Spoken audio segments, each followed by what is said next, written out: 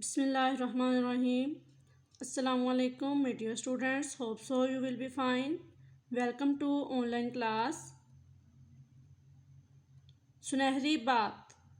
मेहनत इतनी खामोशी से करो कि तुम्हारी कामयाबी शोर मचा दे। यानी कि हमें मेहनत इतनी खामोशी के साथ करनी चाहिए कि हमारी कामयाबी शोर मचा दे, हमारी कामयाबी की वजह से पता चल जाए कि हमने कितनी मेहनत की है। My dear students, open your Urdu workbook. उन्वान मेरे अम्मी और अब्बू जान। Page number 2 from workbook.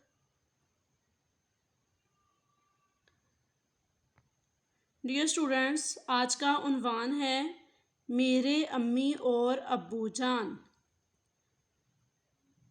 सबसे पहले आप अब्बू जान और अम्मी जान की पिक लगाएंगे, इधर अब्बू जान की और अम्मी जान की। मेरे अब्बू जान का नाम डैश है। डियर स्टूडेंट्स, इधर आप अपने फादर का नेम राइट करेंगी। मेरी अम्मी जान का नाम डैश है और इधर आप अपनी मामा का नाम राइट करेंगी। मेरी अम्मी डैश हैं, यानी कि अगर आपकी मामा घरेलू खतून हैं, उस्तानी हैं, डॉक्टर हैं, इधर आप वो राइट करेंगी। मेरे अम्मी और मेरे अब्बू और अम्मी बहुत अच्छे हैं।